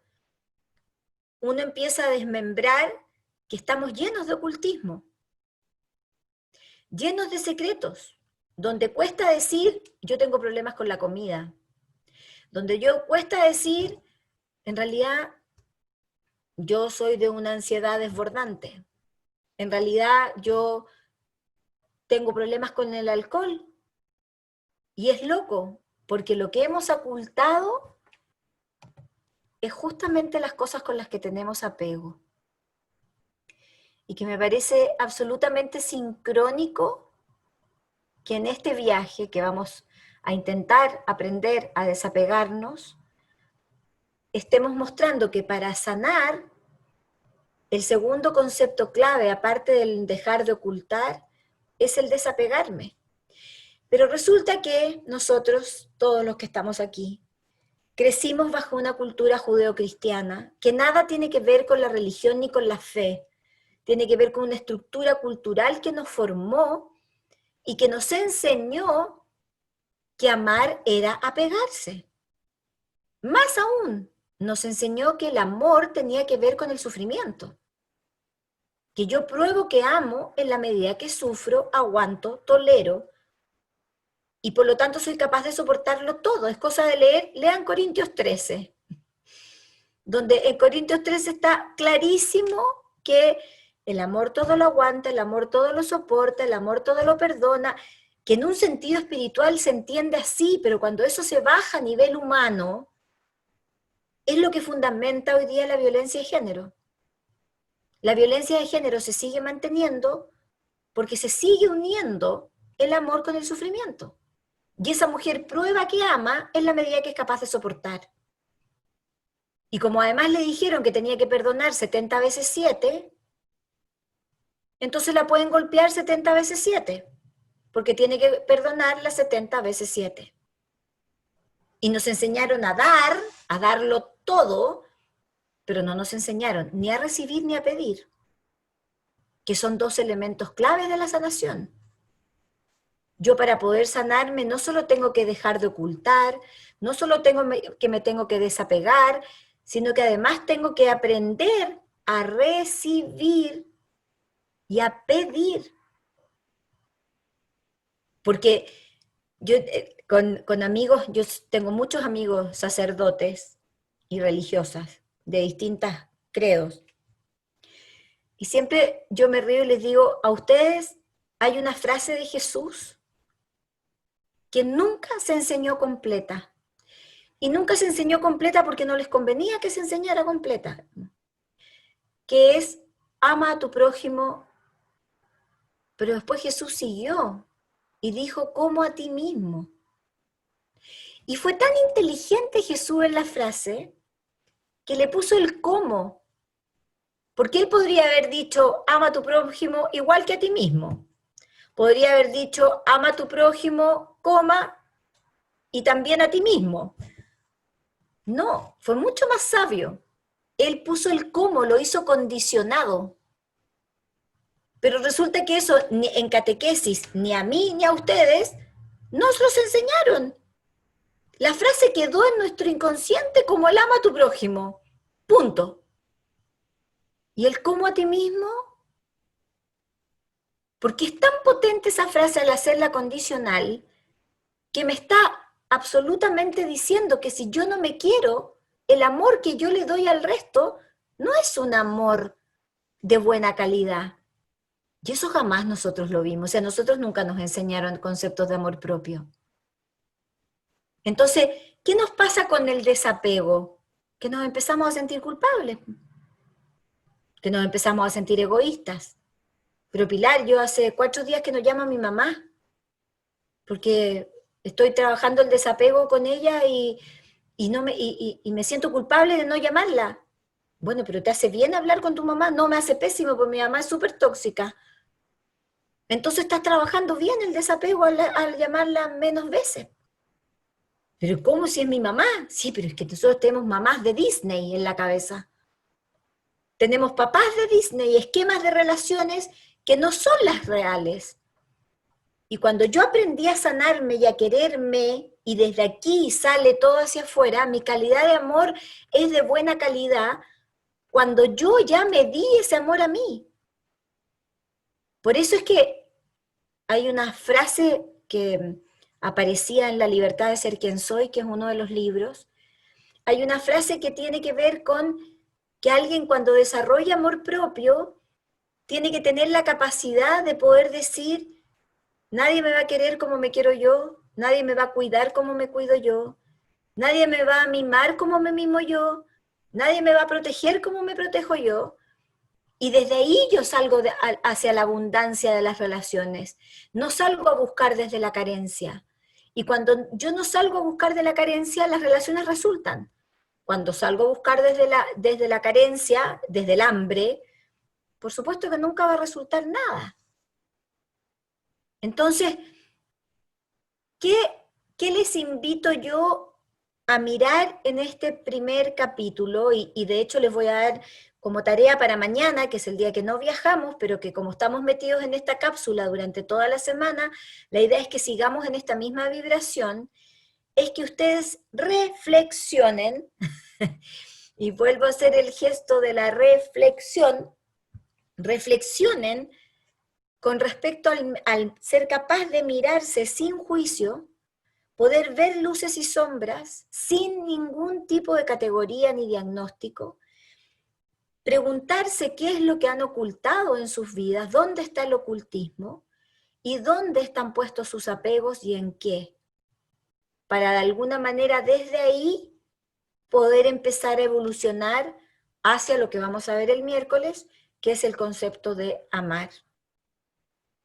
Ese es el trabajo que para sanar, hay veces que ese trabajo hay que hacerlo con ayuda, por supuesto, ¿no? No siempre somos capaces de hacerlo solos. Yo recuerdo que mi terapeuta en un minuto determinado, en una terapia que yo tuve producto de una depresión, me obligó a aprender a pedir. Y creo que ha sido uno de los ejercicios más difíciles. Y yo no era que no pidiera por omnipotencia o por soberbia, era peor. Yo no pedía por no molestar, por ese concepto falso de humildad que nos enseñaron, donde cómo vas a molestar a alguien pidiendo algo. Entonces mi terapeuta me pregunta un día y me dice, ¿pero a ti no te gusta que te pidan? Porque yo veo que tú le das a todo el mundo. Yo le digo, no, sí me gusta que me pidan. Y tú supones que eres el único ser humano a la cual le gusta que le pidan, digamos. No. Entonces, ¿por qué a los otros no les va a gustar recibir una petición tuya? Y me dejó plop. Porque son tantos los mandatos y la educación entre lo judeo-cristiano y lo patriarcal, sobre todo el mundo femenino, que nos construyó en una falsa humildad, que nos hizo sentir siempre menos, siempre culpables de todo, ¿no? Desde el origen de la Biblia, donde comemos la manzana, y de ahí para adelante, el que falte lechuga en mi casa es culpa mía, digamos. O a mí se me aprieta la panza cuando dicen no hay lechuga, y a uno dice, ¡oh! No hay lechuga. Y por lo tanto, el cómo yo me atrevo a mirar mis apegos con todo cariño, y me atrevo de una u otra manera, Paola, te mando un beso, me atrevo de otra manera a salir del ocultismo y pedir ayuda, si es que no lo puedo hacer solo o sola, es la primera tarea y el primer bloque de este viaje maravilloso que estamos haciendo, que tiene como mérito hoy, por lo menos, el concepto de sanación o de sanar. Eso. No sé si me quieren ustedes dos hacer alguna pregunta o comentar algo. Sí, Pilar, ¿cómo en las familias se supera entonces lo oculto, se supera el secreto? Porque a veces, Pilar, superar el secreto y lo oculto es ir en contra de todo el sistema, y eso va a generar una onda expansiva, que la gente entonces se pregunta, bueno, en lugar de hacer feliz o de ayudar al bienestar, lo que hice fue destruir todo esto. Lo que pasa es que crecer tiene consecuencias, nunca ha sido gratis. Crecer tiene costos altos. Es mucho más fácil moverse en aguas tibias. Pero no sé si vieron la noticia de un hombre de 90 años que reconoció en su Facebook que era gay. maravilloso. Wow. Y que salió, creo que es argentino, no tengo idea, pero apareció hoy en todos los portales. Y yo decía, qué loco, 90 años ocultando, y qué maravilla poder estar en este plano y permitirse el no ocultar, ¿no? Da lo mismo la edad, no importa. Lo que sí es verdad es que tiene costos altos crecer y aumentar niveles de conciencia. Y sí, a veces decir la verdad implica romper toda una estructura muy pesada, pero yo parto de la base que la verdad duele, pero no daña. En cambio, la mentira viene dañando hace mucho tiempo. Lo que nosotras ocultamos todos, históricamente, tiene mucho tiempo y ha hecho mucho daño. Les cuento una anécdota muy pequeña, y perdón por la autorreferencia, pero va a ser clave. No, o sea, la historia no es mía, es de mi papá. Mi papá durante esta pandemia, mi papá tiene 78 años, ha tenido 2 cánceres, una trombosis mesentérica, etcétera, y tiene un problema neurológico en la garganta y en la vista. Y durante esta pandemia decidió escribir su vida. Como estaba aburrido y encerrado, entonces dijo, voy a escribir mi vida. Bueno, le escribió el viejo. Y cuando yo la leí, que habían cosas que yo sabía, otras que no, yo le decía, papá, tú nunca me contaste esto. Que no se podía, me responde mi papá. No te podía contar esto. Le digo, papá, pero es que si tú me hubieras contado esto, hubiera entendido todos mis traumas, digamos. Hubiera ahorrado plata en psicólogo, en terapia. Y me dice, pero es que no se podía, porque no se podía hablar de determinadas cosas dentro de la casa. Y los costos que hoy día mi papá paga por eso, y él lo tiene súper claro, son los 2 cánceres y la trombosis mesentérica, digamos. O sea, se pagan costos altos por quedarte callado y se pagan costos altos por hablar.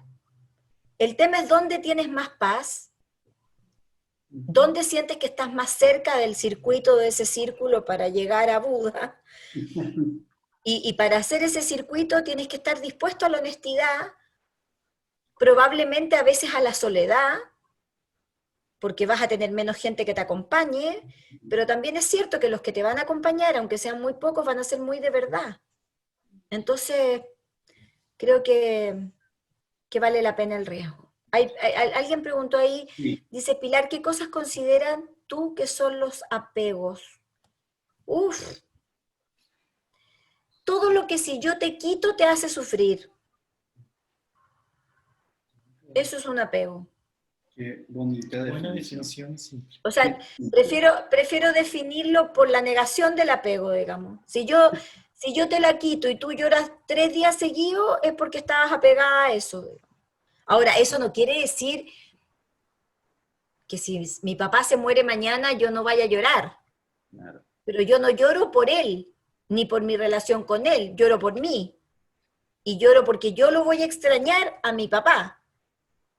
Pero yo no necesito a mi papá para vivir. Ese es el tema. El apego tiene por condición necesaria... Ay, se me fue el video. Sí, ¿Me pero pueden volver a poner? te seguimos oyendo. Te seguimos escuchando. Bueno, ok. El apego tiene por condición necesaria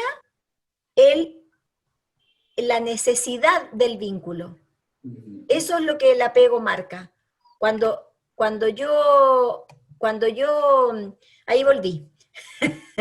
Me había ido a dar vuelta por el templo. De compras. Sí, seguro. Cuando yo tengo la necesidad unida al afecto es donde hay apego siempre. Y es súper loco porque a nosotros en el mundo judeo-cristiano nos enseñaron que el amor tiene que ver con necesitar, con la carencia, con el apego. Y eso es amar. O sea, yo me acuerdo que una vez yo conté que cuando mi hijo, el mayor, que tiene 29, se fue de la casa, yo conté que lo fui a dejar al ascensor para que no se arrepintiera, digamos. Y no tuviera los 5 minutos de decir, no, mejor me quedo. Y yo contaba eso a mi amiga y todas mis amigas me decían, pero Pilar, ¿cómo le dices eso a tu hijo, pobrecito? ¿Cómo no te da tristeza que se vaya? Pero si lo normal sería que se quisiera quedar. Ahora, que yo, cuando él se fue, cerró la puerta del ascensor con su bolsito y se fue, que yo lloré adentro de la casa durante 15 minutos, por supuesto, y fue a su pieza y sentí que estaba viviendo un duelo. Pero lo lógico es que se vaya, digamos. O sea, que tiene que ver con la necesidad del vínculo, insisto. El apego es está marcado por la necesidad. Y me preguntan, ¿qué es amar? Eso es el miércoles. Pero tiene mucho que ver esto. ¿Ah? Tiene mucho que ver con avanzar a un te amo, pero no te necesito para amarte. Total. Y de hecho, es tan así que en las relaciones de pareja, cuando tú preguntas muchas veces, ¿qué prefieres que te digan? ¿No puedo vivir sin ti? ¿O que te digan te amo? Hay un porcentaje gigante, más mujeres que hombres, que dicen que prefieren que les digan no puedo vivir sin ti. No necesariamente. Y eso está absolutamente marcado en la necesidad. Si a mí alguien me dice, no puedo vivir sin ti, salgo arrancando. O sea, hoy día, antes era más pelotuda, pero, y me encantaba. De hecho, una vez tuve una pareja de esas que yo intenté rehabilitar, porque todas las mujeres intentamos rehabilitar alguna vez algún tarado en la vida, ¿no?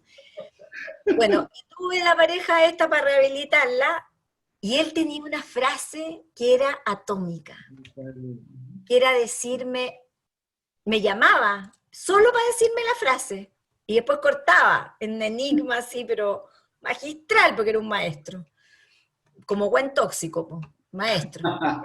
Si no, uno no se enamora de un tóxico, tienen que ser maestros. Bueno, entonces me llamaba y me decía, tú no te puedes morir antes que yo. Y yo le juro por Dios que yo sentía angelitos a culo pelado volando alrededor mío. Yo me elevaba en planos de conciencia. Después me di cuenta que era porque lo tenía que mantener económicamente, digamos, pero ya estaba arruinada. O sea, no había ni una posibilidad, pero tiene que ver con esa sensación, de esa típica frase Disney, como romántica, porque la otra empresa que nos cagó la vida es Televisa, les aviso, digamos. Televisa y Venevisión nos liquidaron la existencia humana, entonces nos mostraron toda esta sensación de que la niñita buena, la heroína de la teleserie, queda paralítica pero después camina, queda ciega pero después ve, y ella ama a un solo hombre en la vida, y ese hombre le es infiel con 20, con 50, y ella lo ama y lo aguanta hasta que al final ese hombre recapacita y vuelve con ella. Eso es educación en el apego, no tiene otro nombre. Eso es conectar amor y sufrimiento. No tiene otra asociación.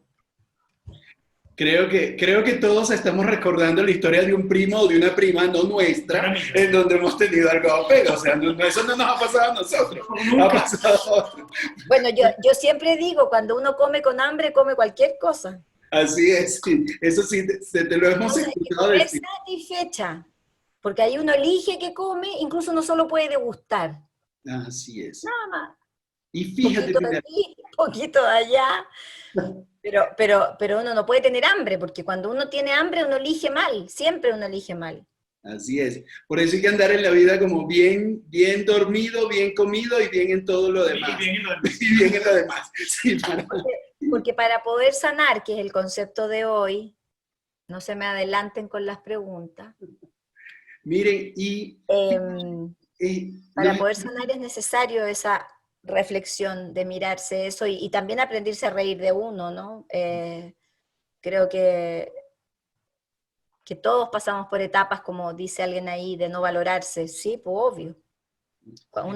El camino del amor propio es un camino súper difícil porque es un camino nuevo, no es un camino que tenga años de historia, es un camino que recién empezó hace, ¿qué? 30 años, cuando yo partí, ni siquiera 20 deben ser. Que se empezó a escuchar el concepto de amor propio y de autosanación, antes estábamos todos en el tema de dar al otro, digamos, no, es un concepto súper nuevo, sacarse todos estos mandatos patriarcales y judeocristianos no es fácil, hay que tener un grado de conciencia permanente en el cómo vamos diciendo cosas, porque el lenguaje en eso es súper importante, que nos van marcando. Es como, mañana les preguntan, ¿y cómo estuvo el primer viaje? Entonces ustedes van a decir, sí, valió la pena. No, no valió la pena, valió la alegría. Eso, valió el goce. Valió el goce. ¿Cómo así valió la pena? O cuando dicen algo, no, es que al que madruga Dios le ayuda. Y el que se levanta tarde... No tiene a Dios. Ya se le fue Dios. O sea, pero por supuesto, ¿cómo va a tener a Dios si es flojo? Si el ocio es la madre de todos los vicios, si a Dios rogando con el mazo dando, si, o sea, obviamente estamos metidos en un sistema de culto al sacrificio brutal, de culto al deber ser, de culto al dolor, de lo estoico, de esta cosa de aguantarse para ser fuerte. ¿Cómo vamos a sanar de una u otra manera si no tenemos la posibilidad de ver todos esos mandatos que de una u otra manera están en nuestra vida en forma cotidiana? Estamos llenos de esas cosas, de las arañas en la cabeza que nos van contaminando. Hay alguien ahí que pregunta al resolver el duelo de mi papá por años. Sí. ¿Es apego? Sí. Es que fíjate, te quería preguntar, porque hay varias personas que han hecho preguntas que tienen que ver con lo que has dicho.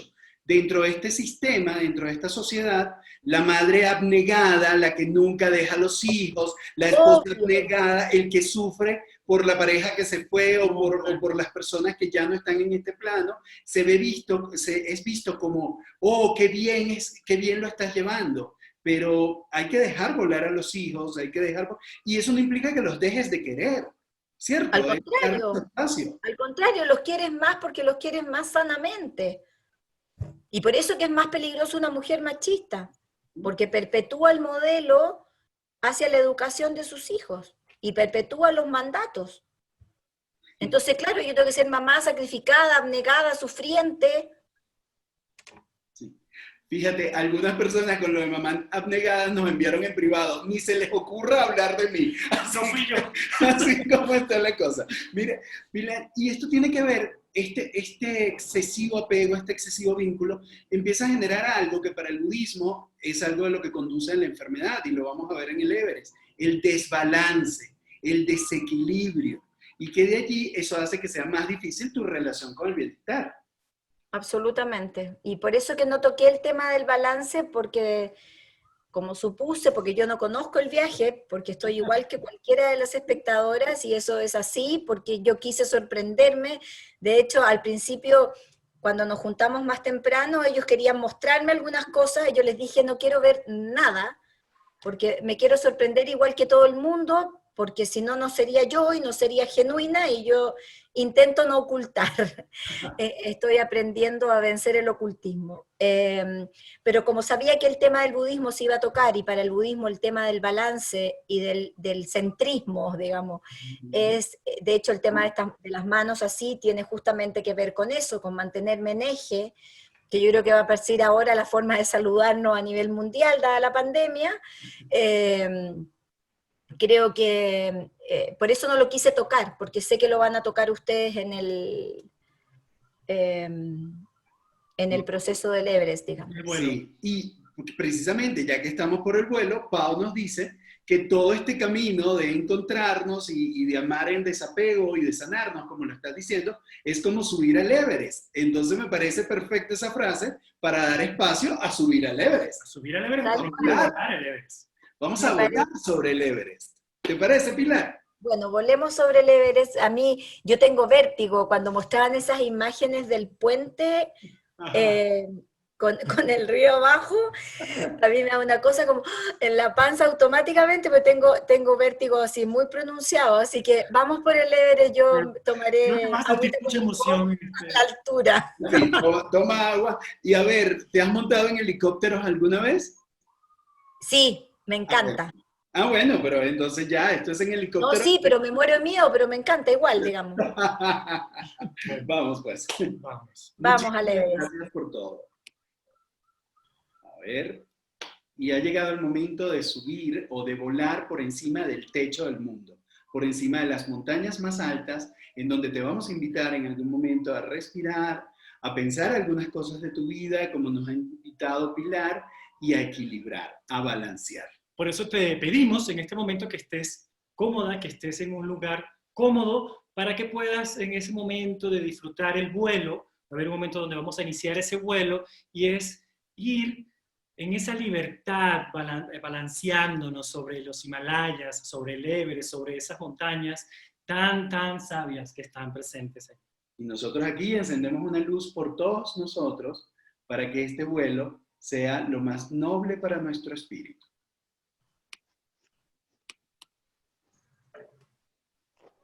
Ahora nuestro recorrido nos lleva al techo del mundo, los Himalayas. Con 8.848 metros de altura sobre el nivel del mar, el Everest es la montaña que reina sobre los cielos del mundo. Forma parte de la cordillera de los Himalayas, ubicada justo en la frontera entre Nepal y China. La porción china pertenece a la región del Tíbet.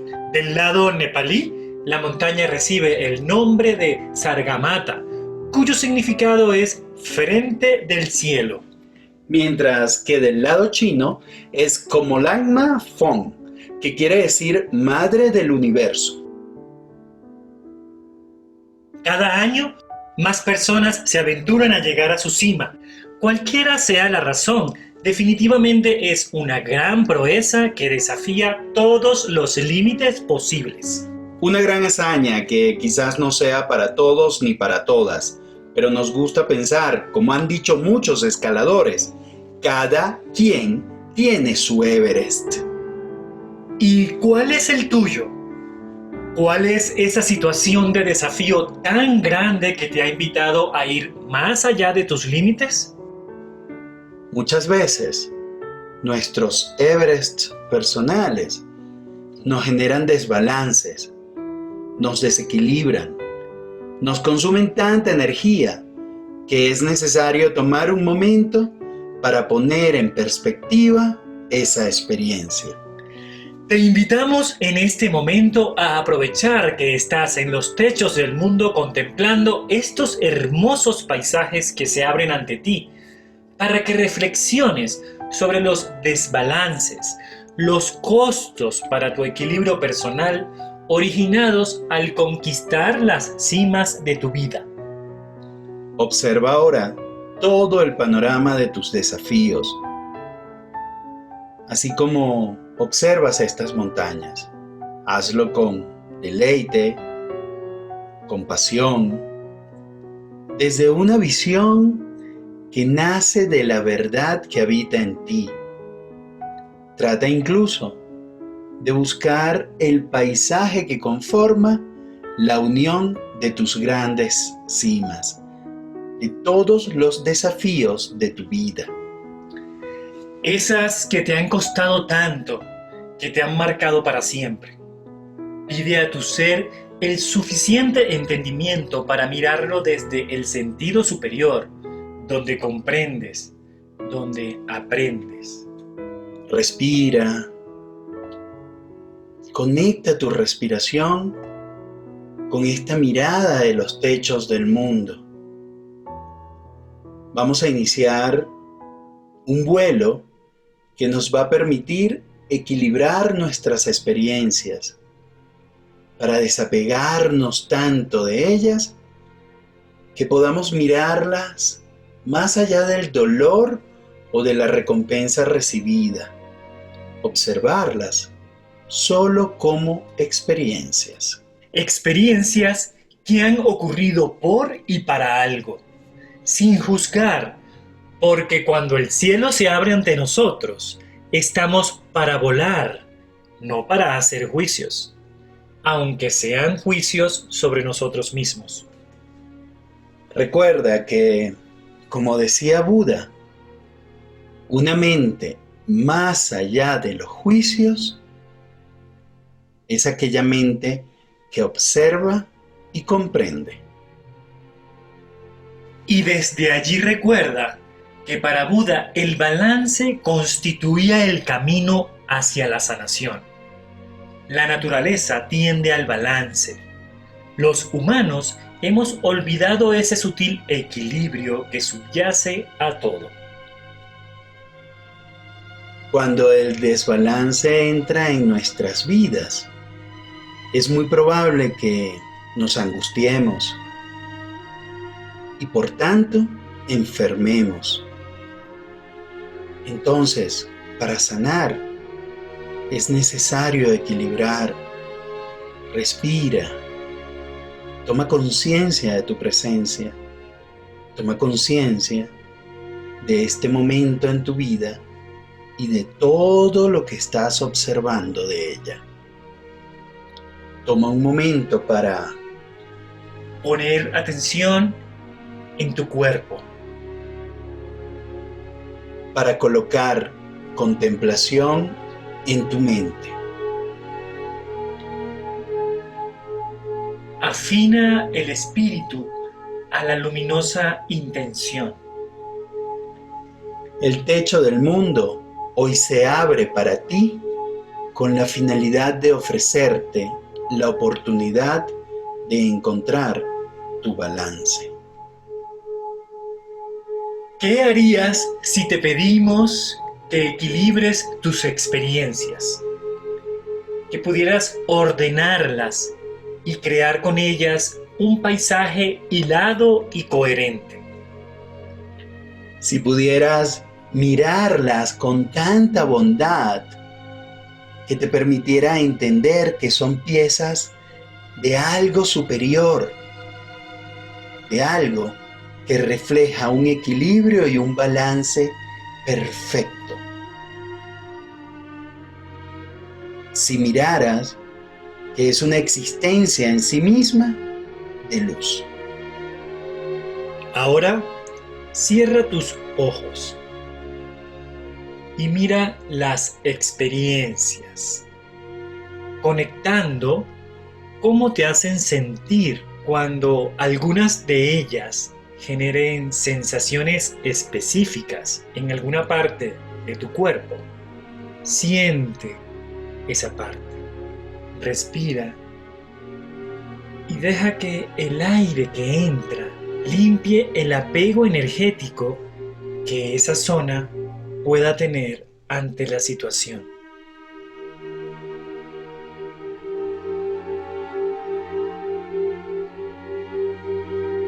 Continúas allí con tus ojos cerrados, respirando, y puedes incluso jugar a inhalar aire de colores. Permite que tu intuición te guíe y aprovecha este momento para respirar con un sentido de sanación.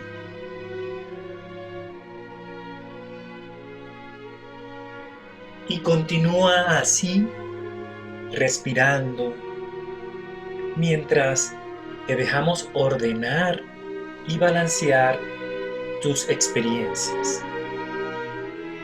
Y recuerda que en el equilibrio habita la mejor posibilidad de tu ser.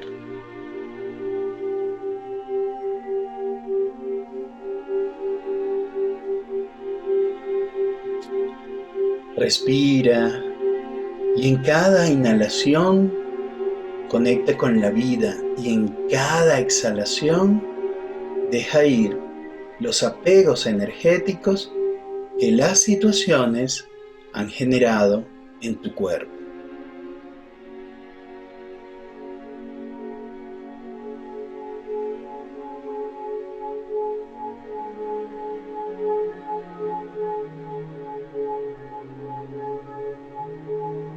Has elevado tu vibración.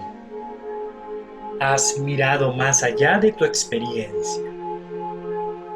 Desde tu máxima elevación, atiende y entiende. ¿Ha existido sufrimiento en tu vida? ¿Cuál ha sido su causa? ¿Puedes poner cese a tu sufrimiento? ¿Cuál es tu camino para dejar de sufrir? Deja que estas preguntas reposen en tu ser. Quizás ahora no tengan respuestas, pero deja que el sutil equilibrio que acabas de generar permita que poco a poco vayan llegando esos aprendizajes.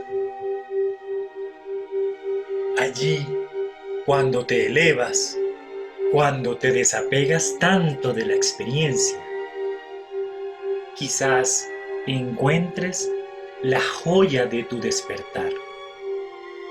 Esa joya que te sana, que te desapega, que te permite volar, que te invita a dejar de sufrir y a entender. Enfoca tu intención a la luz y continúa el camino. Recuerda que para entender todo es necesario olvidarlo todo. Así nos decía Buda. Siempre, siempre, siempre eres mucho más que este momento. Eres más que esta emoción. Pero solo tienes esta emoción y este momento.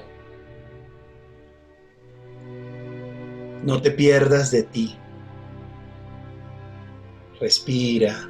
Enfoca, Siente. respira Hazte presente. y vuelve a tu aquí. Vuelve a tu ahora. Mantente conectada y conectado en tu esencia. Mantente en esa respiración que le da orden a tu experiencia, que le da sanación a tus cuerpos.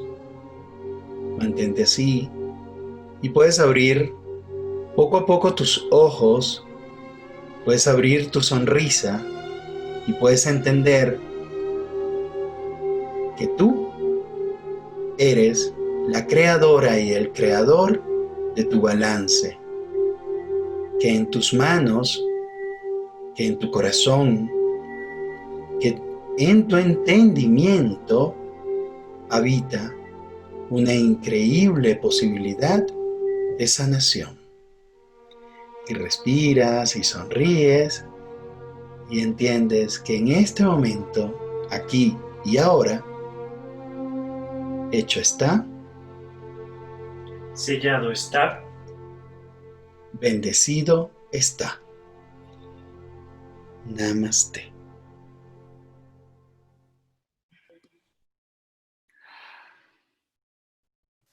Gracias, gracias, gracias.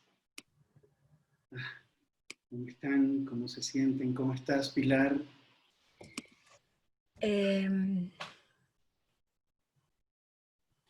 No sé cómo estoy. Estoy como con ganas de seguir en silencio. Me pasaba que cuando veía las montañas y pensábamos, y qué bueno, la verdad que aunque nos hubiéramos sincronizado y hubiéramos planificado esto, no lo hubiéramos hecho como o sea, la magia es asombrosa. Yo por algo no toqué el balance, no lo quise tocar, supuse, intuí que lo iban a tocar ustedes, pero yo no hablé nunca con ustedes de lo que íbamos a hacer, era parte de lo que yo quería vivir, pero me llamaba la atención que cuando hablabas de nuestros propios Everest, que sin duda todos los tenemos, ¿cuánto importa esa fórmula que yo di cuando estaba hablando, que es sueño más voluntad es igual a logro? Y que hasta para subir al Everest se necesita un primer paso. Y ese primer paso tiene que ver muchas veces con lo que en mi último libro llamo el segundo de coraje. ¿Cuánto coraje se necesita para subir tu propio Everest y tener la posibilidad de poderlo comunicar? ¿Y cuánta voluntad se necesita para mantenerse en el camino? Porque no todos llegan a la cumbre del Everest, ¿no? Cuánta voluntad se pueda conseguir. Me parece que no, a mí por lo menos me deja pensando en mis propios Everest, en el cómo esta pandemia me ha ayudado mucho, mucho. En eso ha sido una tremenda oportunidad. Yo he estado sola 5 meses sin hablar con nadie. Y ha sido un Everest, con días oscuros y días luminosos. Pero cómo nos muestran esta pandemia nos ha mostrado nuestros propios Everest y cuánto estamos dispuestos a subirlos y a trabajarlos con compasión de la budista, con amor, con generosidad, sin juicio y paso a paso, ¿no? Creo que eso es muy importante de transitar así. Qué hermoso, qué hermosas palabras, qué hermosa reflexión para cerrar, y sobre todo es que fíjate que todos los Everest y todas las grandes cimas forman un paisaje hermoso cuando lo ves en perspectiva, ¿no? Por más que lo hayas disfrutado, que lo hayas gozado, y es rescatar ese paisaje para poder volar. Así lo sentimos cuando nos inspiramos en los Himalayas. Así fue. Y qué linda sincronía todo, la magia, como dices. Sí. Maravilloso. La gente debe pensar que nosotros teníamos todo planificado. Sí, La verdad que nunca conversamos de los contenidos. Y creo que me gustaría que mañana martes no saliéramos de esta vibración, que pudiéramos hacer esa reflexión y mirar nuestros propios Everest, ver qué nos quita, qué nos da balance, y preguntarnos por qué ocultamos, y si estamos dispuestos a sanar de corazón con todos los costos que eso puede implicar, para que cuando lleguemos al viaje del miércoles, donde vamos a hablar de la mar, de alguna manera tengamos una postura más desapegada, energizada, para poder entender el verdadero concepto del amor, digamos. Si es que lo vamos a lograr entender, me parece hasta pretencioso decir eso, pero por lo menos tener algún atisbo de lo que eso significa. Así es. Bueno, con estas palabras, con este llamado, con esta sensación, con este estado de quietud, mantengámonos en paz, para vaciarnos, para liberarnos, y como nos dijo el Buda, la única manera de comprender es vaciarte, es desapegarte, es mirarlo todo. Bueno, Pilar y todos, que tengan muy feliz noche. Namaste. Namaste. Namaste. Namaste. Que hasta el miércoles. El espíritu iluminado que habita en nosotros reconoce y saluda el espíritu iluminado que habita en ustedes. Gracias. Eso es Namaste. Gracias. Un beso gigante. Buenas noches. Muchas gracias por estar ahí, por confiar en mí, por confiar en Recreación del Ser, por querernos acompañar en esta aventura de crecimiento. Y el miércoles seguimos. Mantengámonos esta semana en esta cápsula amorosa que nos mantiene en balance, en desapego, para poder funcionar. Así que un besito. Gracias por todo. Que descansen. Nos vemos el miércoles. Un beso. Gracias. Besos.